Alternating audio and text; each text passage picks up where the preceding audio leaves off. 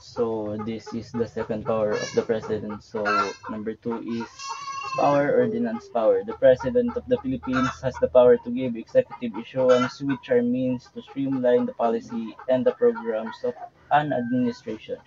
There are six issuance that the president may issue.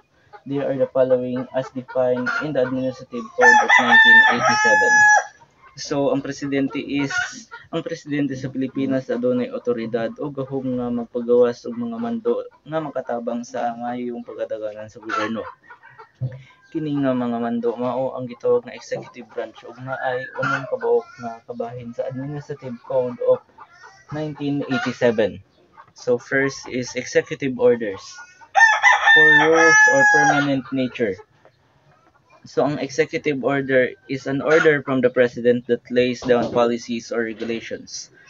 Mando sa presidente nga naghatod sa mga polisiya. So example ana is Executive Order number 26 of 2017 nationwide smoking ban. So executive order is mando siya nga gikan sa presidente. So example, so mando siya gikan sa presidente nga naghatod siya mando nga naghatod siya sa mga polisiya nga ang mga nang makatabang sa atoa.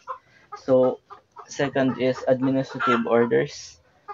So specific operational instructions. So ang administrative order is it is a written instruction from the president that tells government office employees or how to do their work properly or how to follow a policy or law.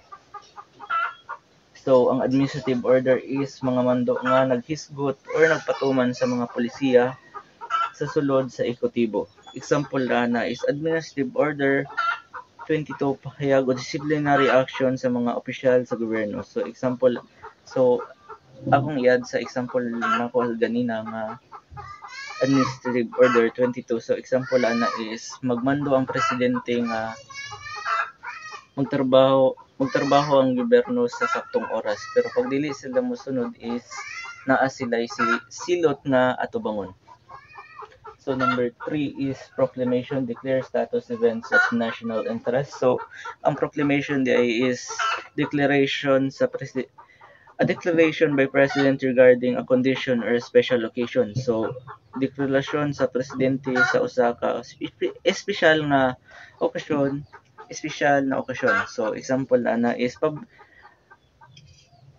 proclamation number 839 declaring Tuesday on April 1 a regular holiday throughout the country and observance of Eid al-Fitr or Ramadan. So ang proclamation is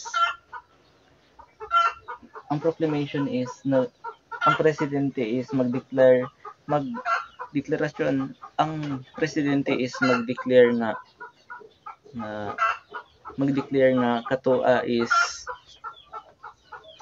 magdeclare ang presidente is magdeclare sa depende sa condition or sa special occasion. So ang presidente is siya nagmando siya nga silbi moral bitaw siya so example na is tong Eid al-Fitr. So gikuan to ni Bongbong Marcos silbi murag pagrespeto sa ilang tradisyon og ilang mga tinuohan.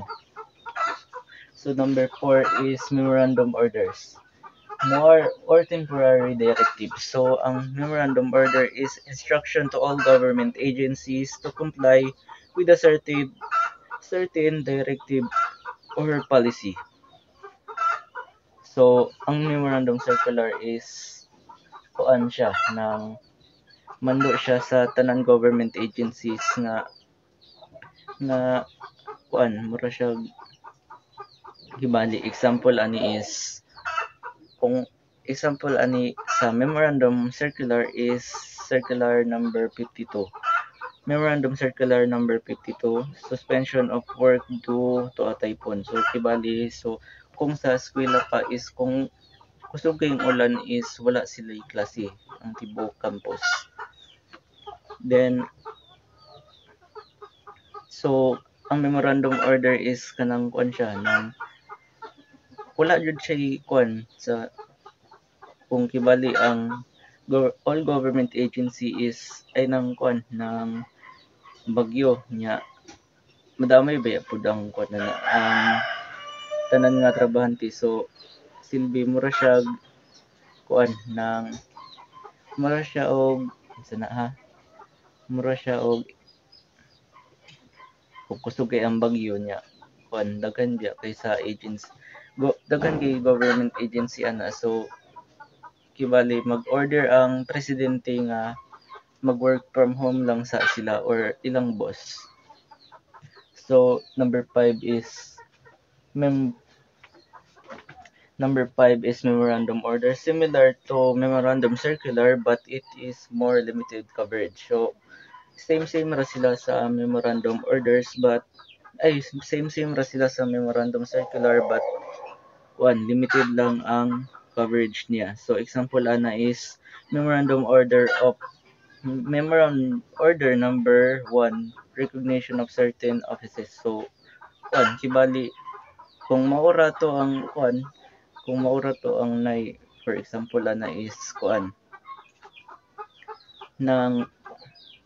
ng example ana is di ba sa memorandum circular is tanan government agencies is kung makuanan sa bagyo is wala sila silbi mag-work from home sila pero pag memorandum order is gamay ra siya nga coverage sa gobyerno silbi kung katura nga company di katura siya jud nga company. So number 6 is general special orders, commands as commander-in-chief. So ang general or special orders is directives usually for the military or law enforcement. So example ana is order assigning military officials to a mission. So kibali ang general or special order is directives. Direction siya nga nga ang general or special order is ra siya sa kibali ra siya sa mga commands sa kibali mura ra siya og directives ra siya sa military or law enforcement. So in other word ana is the general or special orders is usually issued by president or sometimes by the department secretary, especially in military or education sector. So to assign a specific person, group, or offices to perform particular duty or task. Powers of eminent domain in cheat land reservation and recover of ill-gotten wealth. So, power of eminent domain is the president may authorize the government to take private property for public use. This can only be done if due process of law is observed. The president can allow the government to take private land or public use like roads, schools, but the owner must be paid fairly. Each sheet of reservation, land goes back to the government. If the owner dies with no heirs with the sheet, the land is given to someone not allowed to own it, like foreigners reservation. Land reservation. The president can set aside land for public use like parks, military camps, or school. Recovery of ill-gotten wealth. The president can get back on land or property illegally acquired by corrupt or officials. Power of appointment. The president may appoint officials of the Philippines government as provided by the Constitution and law of the Philippines. Some of these appointments, however, may need the approval of committee and appointment. A committee composed of members from the House of Representatives and the Senate of the Philippines. Kuan siya, ang presidente adunay otoridad nga mag-appoint sa mga official sa gobyerno sumala sa konstitusyon o balaod. So ang president na siya ay kahom nga mag-appoint sa official sa gobyerno sumala sa contribution o balaod. Apan ang uban nga appointment kinahanglan pa og kanang approval gikan sa Commission of Appointment nga nagkuban sa mga membro sa Kongreso sa Senado. Kini nga gahom naghatag og kapilian sa presidente sa mga tawo nga mutabang sa pagdumala sa nasod. Uban sa lokal nga Government Code of 1991, ang presidente aduna general supervision sa mga lokal nga paganhaan o LGUs.